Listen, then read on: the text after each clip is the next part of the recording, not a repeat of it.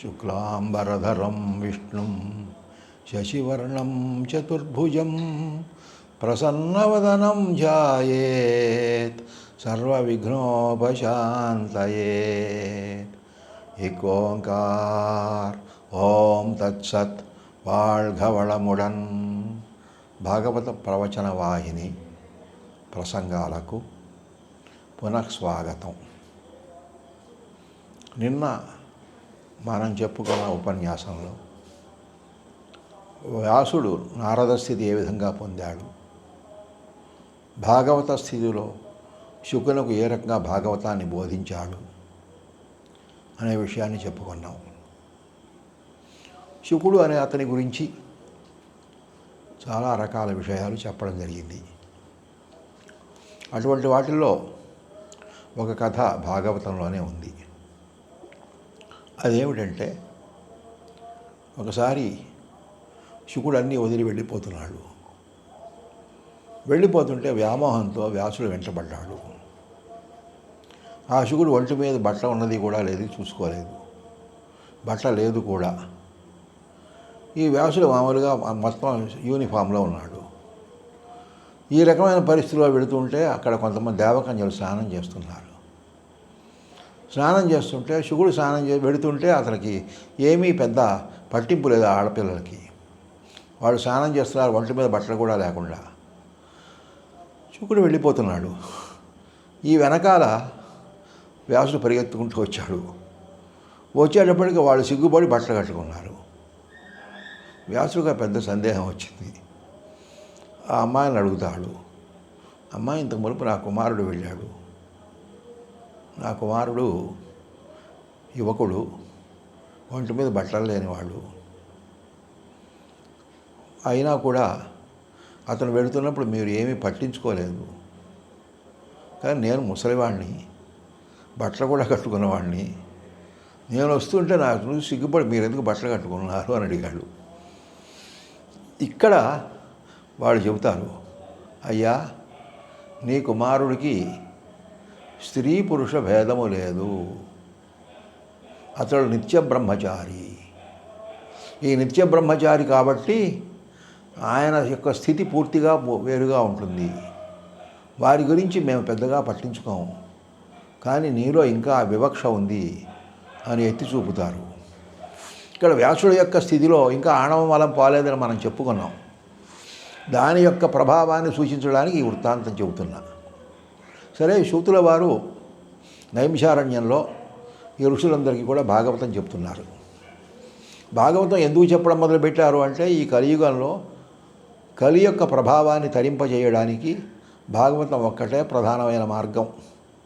ఆ కారణం చేత ముముక్షులైన వాళ్ళు కానీ ముముక్షువులు కాని వాళ్ళు కానీ భాగవత భావనను, భాగవత స్మరణను చేస్తూ భాగవత స్పృహతో జీవించినట్లయితే ఎప్పుడో ఒకప్పుడు వాళ్ళకి జీవితంలో చాలా గొప్ప పరిస్థితులు వస్తాయి. ఎప్పుడో ఒకప్పుడు నేను ఎందుకన్నామంటే, నారదుల యొక్క వృత్తాంతంలో మనం చెప్పుకున్నాం, ఈ జన్మ కాకపోతే వచ్చే జన్మ, వచ్చే జన్మ కాకపోతే ఇంకో జన్మ, కానీ తప్పదు అని. అదేవిధంగా భాగవతాన్ని ఒకసారి కనుక మనం తీసుకున్నామంటే, మనం ఆ భాగవత పథంలోకి వెళ్ళామంటే ఆ భాగవత పథం యొక్క పరిస్థితులు పూర్తిగా పెడతాయి. ఆ పరిస్థితిలో ఇక్కడ సూతుడిని శౌనకాది మహర్షులందరూ కూడా నైమిషారణ్యంలో వాళ్ళు ఒక ప్రశ్న అడుగుతారు, అయ్యా ఈ కలియుగంలో ఉండేటువంటి పరిస్థితులు దాటాలంటే మేము ఎవరిని పూజించాలి, ఏం చేయాలి అని అడుగుతారు. ఇది ఎందుకు చెప్తున్నానంటే, ఇదే రకమైనటువంటి ప్రశ్నని మనకి విష్ణు సహస్రనామంలో ధర్మరాజు భీష్ముడు అడుగుతాడు. ఈ ప్రపంచంలో ధర్మం అంటే ఏమిటి, మేము ఎవరిని పూజించాలి అని చెప్పేసి కో ధర్మ సర్వధర్మాణం అని చెప్పేసి ధర్మంలో ధర్మం అంటే ఏమిటి, మేము ఎవరిని పూజించాలి అని అడుగుతాడు. కాబట్టి అదే రకమైనటువంటి ప్రశ్నల్ని ఇంకో పద్ధతిలో శౌనకాది మహర్షులు నైమిషారణ్యంలో సూతుడిని అడుగుతారు. ఆ అడిగినప్పుడు సూతుడు భాగవతం యొక్క గొప్పదనాన్ని చెబుతూ, ఈ భాగవతం అనబడేటువంటిది వేదవ్యాసుల చేత వ్రాయబడి శుకునకు బోధింపబడింది కాబట్టి శుకునకు పూర్తిగా అర్హత ఉంది. ఇక్కడ రెండు స్థితులు తీసుకోవాలి. ఒకటి, భాగవతము ఎవరు బోధించారు, వ్యాసుడు శుకునకు బోధించాడు. వ్యాసుడికి ఉన్న అర్హత ఏమిటి, అతడు వ్యాసుడు అవడమే. వ్యాసుడు అంటే స్వచ్ఛమైన వాడు, విజ్ఞానములు కలిగిన వాడు. కాబట్టి ఎవరైతే విజ్ఞాన స్థితిని కలిగిన వాడో అతడికి అక్షర పరబ్రహ్మ పట్ల ఎరుక ఉంటుంది. ఇక్కడ ఈ సందర్భంలో ఒక చిన్న మాట చెప్పుకోవాలి. మనకి భగవద్గీతలో 7వ అధ్యాయం ఒకటి ఉంది, జ్ఞాన విజ్ఞాన యోగము అని.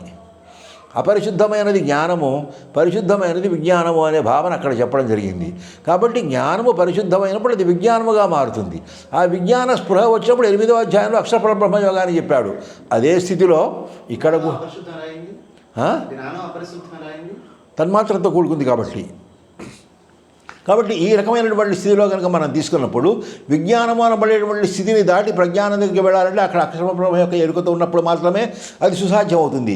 కాబట్టి ఎవరైతే ఒక అపరిశుద్ధమైన వస్తువుని వదిలివేసి పరిశుద్ధమైనటువంటి వస్తువును తీసుకుంటారో దాని గంగాయాం ఘోష అని ఉదాహరణ చెబుతారు. గంగలో గొల్లపల్లె. కాబట్టి అపరిశుద్ధమైన గొల్లపల్లెను వదిలివేసి గంగను స్వీకరించాలి అని అర్థం. అక్కడ అపరిశుద్ధమైన దాన్ని వదిలేసి పరిశుద్ధమైన దాన్ని స్వీకరించాలి. ఇప్పుడు చక్కెర ఉంది, తీపి ఉంది. చక్కెరను వదిలివేసి తీపిని గ్రహించు అంటే విజ్ఞానము. చక్కెరను కూడా తీసుకున్నట్లయితే జ్ఞానము. అదేనమాట అక్కడ తేడా. ఇదే ఉదాహరణ సూర్యుడికి సూర్యకాంతికి కూడా ఉండేటువంటి ఉదాహరణని మనకు భగవద్గీతలో చెప్పినవే చెప్తున్నాను మీకు ఇక్కడ. ఎందుకు ఈ సమన్వయం చేస్తున్నానని చెప్పేసి అంటే వ్యాసుడు జ్ఞానే కాకుండా విజ్ఞాని కూడా. ఎందువల్ల విజ్ఞాని అయ్యాడు? అతను మాయామలాన్ని తొలగించుకున్నాడు, కర్మమలాన్ని తొలగించుకున్నాడు. ఇంకా ఆణవమలం ఒకటి ఉండిపోవడం వల్ల అతనిలో ఇంకా స్త్రీ పురుష వివక్ష మహత్వ యొక్క ఒకనొక స్వభావం కొంత అతనిలో పరివ్యాప్తమై ఉన్నాయి. అందువల్ల అతను చిత్త విశ్రాంతి పొందడానికి నారదుల యొక్క సహాయం అవసరమైంది, సలహా అవసరమైంది. ఇతడు స్వయంగా ఒక సన్యస్త పథంలోకి వెళ్ళాలి అనుకున్నప్పుడు ఎవరు సయేవ నిత్య సన్యాసి యోనద్వేష్టిన కాంక్షతి, ఎవరు ద్వేషించరో ఎవరు కాంక్షించరో అతడు నిత్య సన్యాసి అని భగవద్గీత చెబుతోంది. ఆ రకమైనటువంటి ఒకనొక స్థితిలో ఉన్నటువంటి పరిస్థితిలో వేదవ్యాసుల వారు భాగవతం రాసిన తర్వాత భాగవతాన్ని మిగతావన్నీ పంచిపెట్టేట్లు అందరికీ పంచిపెట్టడానికి వీల్లేదు. దానికి అర్హుడు ఎవరు ఉంటారు? ఎవరైతే బ్రహ్మత్వాన్ని కలిగి ఉంటాడో, ఎవరు బ్రాహ్మీభూతత్వాన్ని కలిగి ఉంటాడో, ఎవరు బ్రహ్మ నిర్వాణ స్థితిని కలిగి ఉంటాడో, ఎవరు కామ్య కర్మల భావము కర్మభావమే పూర్తిగా లేకుండా ఉంటాడో అటువంటి వ్యక్తికి మాత్రమే బోధించాలి. అటువంటి వ్యక్తి శుకుడు కాబట్టి శుకుడికి బోధించారు. ఈ పరిస్థితుల్లో సూతుడిని వీళ్ళందరూ అడుగుతారు, అయ్యా శుక మహర్షి సాధారణంగా ఎక్కడా కూడా గృహస్థులలో ఆవు పాలు పితికినంత కాలం కూడా ఉండడు. అటువంటి వ్యక్తి ఎక్కడో నిర్జనంగా ఉండే వ్యక్తి అసలు వచ్చి పరీక్షణ్ మహారాజుకి ఎందుకు చెప్పాల్సి వచ్చింది? భాగవతాన్ని ఇంకోటికి చెప్పాల్సి వచ్చింది. 7 రోజుల పాటు అక్కడ ఉండిపోయాడే. 7 రోజుల పాటు వ్యాసం శుకమహర్షి ఉండడం ఎంత ఆశ్చర్యమో అంతకంటే ఆశ్చర్యం శుకమహర్షి అక్కడ ఒక సమర్థులైనటువంటి ఒక వ్యక్తిని చూసి భాగవతాన్ని బోధించడం. ఈ 2 విశిష్టమైనటువంటి అద్భుతాలు అక్కడ జరిగాయి. ఈ ఒక అద్భుతం వ్యాసుడు శుకుడికి బోధించడం కాదు, శుకుడు పరీక్షణ్ మహారాజు దగ్గరికి వచ్చి ఉండడమే కాకుండా భాగవతం బోధిస్తానని చెప్పడం. అటువంటిప్పుడు బోధిస్తున్నటువంటి శుకుడి కంటే కూడా పరీక్షణ్ మహారాజు కూడా ఎంతో సమర్థులై ఉండాలి కదా. అటువంటిప్పుడు ఎవరి పరీక్షణ్ మహారాజు, ఏమిటి కథ, అసలు అతని యొక్క గొప్పదనం ఏమిటి, అతనికి శ్రోతగా ఉండడానికి కావాల్సిన అర్హత ఎక్కడి నుంచి వచ్చింది అనే ప్రశ్న అడుగుతారు. ఇది సూతుడుని శౌనకాది మునులు అడిగినట్టుగా అక్కడ భాగవతంలో చెప్పబడింది. వాస్తవానికి చెబుతున్న నేను, వింటున్న మీరు కూడా ఇదే ప్రశ్న వేసుకోవాలి. భాగవతం చెప్పడానికి నాకు అర్హత ఏమిటి, వినడానికి మీకు అర్హత ఏమిటి అనేటువంటి ప్రశ్న వేసుకోవాలి. ఎందుకంటే మనం భాగవతం పేరుతో మనం అనేక రకాల సప్తాహాలు చేస్తున్నాం, అవి చేస్తున్నాం. 7 రోజుల నుంచి భాగవతం చెప్పకూడదని ఒక నియమం పెట్టుకున్నాం. ఎందుకని? భాగవతం శుకమహర్షి 7 రోజులే చెప్పారు కాబట్టి మనం కూడా 7 రోజులే చెప్పాలని. అక్కడ 7 రోజులంటే అర్థం ఏమిటి? దానికి వేరే సాంకేతికమైన అర్థం ఉంది. ఆ సాంకేతికమైన అర్థాన్ని మనం మర్చిపోయి మాత్రమే మనం చెబుతున్నాం. ఇక్కడ సప్తాహములు అని చెప్పేసి అంటే 7 శక్తికి సంబంధించినటువంటి అహము అనబడేటువంటిది సూర్యుని యొక్క సూచన. ఈ సూర్యునికి సంబంధించినటువంటి 7 అశ్వముల యొక్క స్వరూపాన్ని, 7 రకాలైనటువంటి శక్తుల యొక్క స్వరూపాన్ని 7 పగళ్ళు సూచిస్తాయి. అక్కడ సప్తాహం అనేటువంటి ఉద్దేశం అది. దాన్ని సమన్వయం చేసుకున్నటువంటి ఈ చంద్రవంశరాజుల యొక్క ప్రభావంలో వాళ్ళ మానసిక వైక్లభ్యాన్ని తొలగించి వాళ్ళని ఏకాన్ముఖలను చేసి ఏకాగ్రత వైపు తీసుకువెళ్ళి పరిపూర్ణమైనటువంటి ఒక కైవల్య స్థితికి ప్రవేశపెట్టడానికి ఇది ఉపాధిగా ఉపయోగపడింది. ఈ పరిస్థితిలో పరీక్షణ్ మహారాజు గురించి మనం కూడా చెప్పుకోవాల్సిన అవసరం ఉంది. పరీక్షణ్ మహారాజు అభిమన్యుడు కుమారుడు, అర్జునుడికి మనవడు. ఈ పరిస్థితుల్లో మనకు పరీక్షణ్ మహారాజు యొక్క గొప్పదనం ఏమిటి? ఎందుకు పరీక్షణ్ మహారాజు మనం గౌరవించాలి? ఇక్కడ పరీక్షణ్ మహారాజు యొక్క స్వరూపం ఏమిటి? ఎందుకంటే భాగవత కథా ప్రారంభమంతా కూడా దీనితోనే జరుగుతూ వస్తుంది. ఈ రకమైన పరిస్థితుల్లో కనుక మనం తీసుకున్నట్లయితే ఈ పరీక్షణ్ మహారాజు యొక్క వృత్తాంతాన్ని చెప్పుకునేటప్పుడు ఒక్కసారి అర్జునుడు సుభద్ర గురించి కూడా చెప్పుకోవాలి. పాండవ మధ్యముడు అర్జునుడు. ఆయన ఇంద్రుడి యొక్క వరంతో కుంతీదేవికి జన్మించినవాడు. కుంతీదేవి పరమ కృష్ణ భక్తురాలు. ఆ కృష్ణ భక్తురాలైనటువంటి కుంతీదేవికి కడుపులో జన్మించినటువంటి అర్జునుడు ఆయన నరుడు యొక్క అంశతో జన్మించాడు. ఎందువల్ల అంటే నరనారాయణులు ఇద్దరూ కూడా ఒక తెల్లని ఒక నల్లని 2 వెంట్రుకల కింద ప్రవేశపెట్టి వాటి ద్వారా మొత్తం అంతా కూడా ఉద్ధరింపబడుతుంది అని చెప్పేసి నల్లనంశతో కృష్ణుడు తెల్లనంశతో బలరాముడు పుట్టాడని చెప్పేసి భాగవతంలో చెప్పడం జరిగింది. కాబట్టి వాళ్ళిద్దరూ కూడా వాళ్ళ యొక్క ఒక క్లేశమాత్రాలన్నిటి కూడా హరించేటువంటి ఒక స్థితిలో మనకు ఉంది. ఈ మొత్తం సృష్టినంతా కూడా అది అనుగ్రహిస్తోంది. వాళ్ళిద్దరూ కూడా నరనారాయణుడు నారాయణమూర్తి యొక్క 4వ అవతారానికి చెందిన వాళ్ళు. సో వాళ్ళిద్దరూ కూడా తపోసంపన్నులు. ఆ తపోసంపన్నులైన వాడు అర్జునుడిని స్వీకరించారు. అర్జునుడు గొప్పదనం ఏమిటి? అర్జునుడు అని చెప్పేసి అంటే ఏకాగ్రమైనటువంటి చిత్తంతో నిరుద్ధ, ఏకాగ్ర, సంయమ, సమాధి అని 4 స్థితులు ఉన్నాయి యోగశాస్త్రంలో. నిరుద్ధ స్థితిని దాటి అంటే చిత్తవృత్తులు నిరోధించి ఏకాగ్ర స్థితిని దాటిన వాడు మాత్రమే సంయమ స్థితిని, సమాధి స్థితిని పొందగలడు. ఆ సహజ సిద్ధమైనటువంటి ఏకాగ్ర స్థితి కలగడం వల్ల అతనిలో ఒక నిర్మలత్వం ఉంది. ఆ నిర్మలత్వం ఉన్నవాడు భద్రపదమును పొందగలడు. ఆ భద్రపదం పొందగలిగాడు కాబట్టే కృష్ణుని యొక్క చెల్లెలైనటువంటి సుభద్ర అర్జునుడిని వరించింది. వాళ్ళకు కలిగిన వాడు అభిమన్యుడు. ఈ అభిమన్యుడి యొక్క వృత్తాంతము సాధారణంగా చాలామంది చాలా రకాలుగా చెప్పుకుంటారు. ముఖ్యంగా మహాభారత యుద్ధంలో అభిమన్యుడికి సంబంధించిన విషయాన్ని చెప్పేటప్పుడు ఆయన పద్మవ్యూహానికి సంబంధించిన విషయం గురించి మాత్రమే ప్రస్తావిస్తారు. పద్మవ్యూహంలోకి ఆయనకి వెళ్ళడం మాత్రమే వచ్చు, వెనక్కి తిరిగి రావడం రాదు అని. అసలు ఏమిటి రహస్యం ఇందులో? సుభద్రకి అర్జునుడు చెబుతుంటే సుభద్ర విందిట, సుభద్ర నిద్రపోతుంటే అర్జునుడు అభిమన్యుడు విన్నట్ట సుభద్ర గర్భంలో ఉండి, ఇవన్నీ కూడా ఒక పౌరాణిక కథలు. ఇక్కడ స్థితిలో ఏమిటి? అర్జునుడు నిర్మలమైన వాడు భద్రపదమును ఉద్దేశించి సంబంధం పెట్టుకున్నాడు. ఆ పెట్టుకున్న స్థితిలో తనలో ఉండేటువంటి అతని యొక్క శక్తి, గర్భస్థమైనటువంటి శక్తి సహస్రారములోకి వెడుతోంది. దానికి సహస్రారంలోకి వెళ్ళడమే వచ్చు కానీ కిందకి రావడం రాదు. అది పద్మవ్యూహంలోకి వెళ్ళడమే కానీ రావడం రాదు అనేటువంటి ఒక సూత్రం, యోగపరమైన సూత్రం. మనం మహాభారతాన్ని కానీ, భాగవతాన్ని కానీ, రామాయణాన్ని కానీ భక్తు పురాణాలుగా మాత్రమే చూడకూడదు. అవి పరమ యోగశాస్త్ర గ్రంథాలు. ప్రతి క్షణంలో, ప్రతి భావంలో కూడా యోగశాస్త్రం తొంగి చూస్తోంది. ఆ రకమైన పరిస్థితిలో శ్రీకృష్ణుడు పరిపూర్ణమైనటువంటి గుణాతీతమైనటువంటి ఒకానొక అవతారము కాగా అర్జునుడు ఆ నిర్మలత్వాన్ని కలిగినవాడు.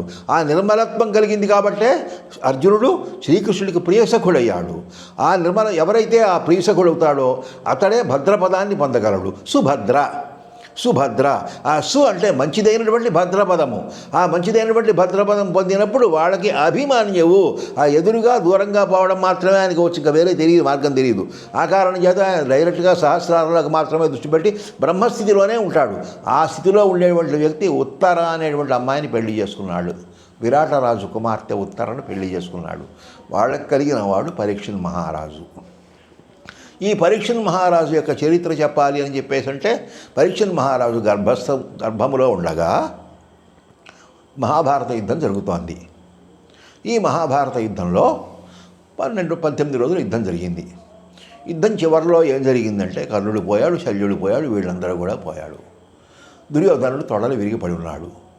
ఈ తొడలు విరిగిపడినటువంటి దుర్యోధనుడు ఒక మడుగులో దాక్కున్నాడు. ఆ రకమైన పరిస్థితిలో తొడలు విరగడానికి మునుపు మడుగులో దాక్కున్నాడు. ఆ దాక్కున్నటువంటి పరిస్థితిలో చిట్ట చివరికి అశ్వత్థామకి పట్టాభిషేకం చేసి నువ్వు సర్వసైన్యాధిపతిగా ఉండమని చెప్పాడు. ఆ సర్వసైన్యాధిపతిగా ఉన్నటువంటి అశ్వత్థామ వెళ్ళి అతడు నిద్రలో ఉన్నటువంటి ఉప పాండవులందరినీ కూడా 5గురిని చంపేస్తాడు. చంపేసిన తర్వాత ఆ రకమైనటువంటి పరిస్థితుల్లో అది తెలిసిన తర్వాత శ్రీకృష్ణుడు అర్జునుడు కలిసి అశ్వత్థామను పట్టుకోవడానికి పెడతారు. అశ్వత్థామని పట్టుకుని తీసుకొచ్చి ద్రౌపది ముందు పెడతారు. అప్పుడు ద్రౌపది అంటుంది, నాయన నీవు అశ్వత్థామవి కాదు, పుత్రాకృతినున్న ద్రోణుడవు అంటుంది. చాలా అద్భుతమైనటువంటి ప్రశంస. ద్రౌపదీదేవి దౌత్యవేత్త. ద్రౌపదీదేవికి ఎంత మాట్లాడాలో, ఎక్కడ మాట్లాడాలో, ఎలా మాట్లాడాలో తెలుసు. ఆమె పాండవ సామ్రాజ్యానికి పట్టమహిషి. ధర్మము అధర్మము వివేచన కలిగిన ఆవిడ. ఆవిడ యజ్ఞగుండంలో జన్మించినటువంటి శచీదేవి అంశంతో జన్మించిన ఆవిడ. ఆ కారణం చేత ఆమె బ్రాహ్మణులు ఏ రకంగానూ కూడా క్షంతవ్యులు కారు, వాళ్ళని వధించదగిన వాళ్ళు కాదు అనే ధర్మసూత్రాన్ని చెప్పుకుని అశ్వత్థామని పట్టుకొని వచ్చినప్పుడు అశ్వత్థామతో అంటుంది, మా మగవాళ్ళందరూ కూడా మీ నాన్నగారి దగ్గర యజ్ఞము, యాగాలు, అస్త్రాలు ఇవన్నీ కూడా నేర్చుకుని ఇంత గొప్పవాళ్ళు అయ్యారు. మా పిల్లలు అంత గొప్పవాళ్ళు కాదుగా, వాళ్ళు అస్త్ర విద్యలు తెలిసిన వాళ్ళు కాదు, వయసులో చిన్నపిల్లలు. పోనీ నీ కోసం యుద్ధం చేయడానికి రాలేదు. రాత్రిపూట వాళ్ళు ఏదో పడుకున్నప్పుడు నువ్వు వచ్చి వాళ్ళని వాళ్ళ మేనమామని కూడా నువ్వు చంపేశావు. నిద్రలో పడున్న అయినా కూడా బ్రాహ్మణుడు క్షంతవ్యుడే, క్షమించవలసిన వాడే అని ద్రౌపదీదేవి చెప్తారు. ద్రౌపదీదేవి పరమకృష్ణ భక్తురాలు. ఆ కృష్ణ భక్తి యొక్క పారమ్యత ఎంతవరకు ఉంది అని చెప్పేసి అంటే ఆ శత్రువుని కూడా క్షమించి వదిలేసేటువంటి పరిస్థితి ఏర్పడింది. ఆ రకమైన పరిస్థితుల్లో మనకు అశ్వత్థామను తీసుకుని రావడానికి వీళ్ళు ప్రయత్నం చేస్తున్నప్పుడు అశ్వత్థామ అపాండవమవుగా కానీ బ్రహ్మశిరోనామకాస్త్రాన్ని ప్రయోగిస్తాడు. ఆ బ్రహ్మశిరోనామకాస్త్రం ప్రయోగించినప్పుడు పాండవులందరినీ కూడా మిగతా వాళ్ళని చేరలేక ఉత్తర గర్భంలోకి ప్రవేశిస్తుంది. ఆ ప్రవేశిస్తున్నప్పుడు ఆ గర్భస్థ శిశువు ప్రార్థిస్తే శ్రీకృష్ణుడు సుదర్శన చక్రాన్ని అడ్డు వేసినప్పుడు ఆ సుదర్శనము అనే దాని గురించి ఎకిరాల కృష్ణమాచార్యుల వారు చాలా అందమైన వివరణ ఇచ్చారు. మంచి చూపు.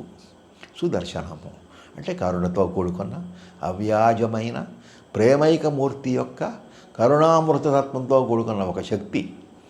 ఆ శక్తి స్వరూపమే సుదర్శనము. అది 3 కాలాల్లో ప్రవర్తిస్తుంది కాబట్టి చక్రము అన్నారు. ఆ సుదర్శన చక్రము అనబడేటువంటిది దానికి సములు అసములు లేరు, అందరి పట్ల ఒకేలా ఉంటుంది. అక్కడ మిత్రుడు శత్రువు రెండూ లేరు. కాబట్టి ఆ రకమైనటువంటి సుదర్శనం ద్వారా అందరూ ఉద్ధరింపబడేవాళ్ళు తప్ప వేరేవాళ్ళు కాదు. ఆ రకంగా ఉద్ధరింపబడినటువంటి మొట్టమొదటి వ్యక్తి పాండవుల్లో మిగిలిపోయినవాడు పరీక్షిత్ మహారాజు. ఆ పరీక్షిత్ మహారాజుకి విష్ణురాతుడు అని పేరు. ఆ పరీక్షిత్ మహారాజు కలిపురుషుని నిగ్రహించి ధర్మదేవతను కాపాడుతాడు. అది పెద్ద కథ. భాగవతంలో చెప్పినటువంటి ఒక కథ. అతడు రాజ్యానికి వచ్చిన తర్వాత పాండవులందరూ కూడా స్వర్గారోహణ పర్వానికి వెళ్ళిపోయిన తర్వాత పరీక్షిత్ మహారాజు ఉత్తరుడి యొక్క కుమార్తె అయినటువంటి ఇరావతి అనే అమ్మాయిని పెళ్లి చేసుకుని అతను పరిపాలన చేస్తూ ఉంటాడు. ఆయన జనమేజయుడు మొదలైనటువంటి వాళ్ళు కుమారులందరూ కూడా ఉంటారు. ఆ పరీక్షిత్ మహారాజు ధర్మదేవత ఆవు రూపంలో ఉండగా ఒక చండాల రూపంలో ఉండేటువంటి కలిపురుషుడు దాన్ని నిగ్రహిస్తున్నప్పుడు కలిని నిగ్రహించి కలి అప్పుడు ప్రార్థయపడతాడు పరీక్షిత్ మహారాజుని, అయ్యా నేను కూడా భగవంతుడి చేత నియమింపబడ్డవాడినే, ఆ కారణం చేత నన్ను నాశనం చేస్తే నా పని నేను ఎలా చేసుకోవాలి అని చెప్పేసి అంటాడు. ఈ కలి గురించి ఒక చక్కటి ప్రచారంలో ఉండేటువంటి కథ ఒకటి ఉంది. అది ఒక సాంప్రదాయంగా చెప్పబడింది. ఒకసారి బ్రహ్మదేవుడి దగ్గరికి కలిపురుషుడు వచ్చాడట. కలిపురుషుడు బట్టలు లేకుండా వచ్చాడట. వచ్చి ఎడమ చేత్తో శిశ్నాన్ని కుడి చేత్తో నాలుకను పట్టుకొని వచ్చాడట. వస్తే బ్రహ్మదేవుడు అడిగాడట, అయ్యా నువ్వు ఎందుకు ఇలా వచ్చావు, ఇంత విరూపంతో ఎందుకు వచ్చావు అని. ప్రభు, ఈ యుగధర్మాన్ని పాటింప చేయడానికే నేను వచ్చాను. నాలుక శిశ్నము ఇవి 2 నాకు ఆయుధాలు. వీటికి లొంగనివాడు ఎవరూ కూడా లేడు కలియుగంలో. అందువల్ల ఈ ఒకటి కుడి చేత్తో ఇంకోటి ఎడమ చేత్తో నేను 2 కూడా పట్టుకొని వచ్చానని చెప్పేసి అని చెప్తాడు. ఇది ఒక కథ, కొన్ని వృత్తాంతాల్లో మనకు కనపడుతోంది.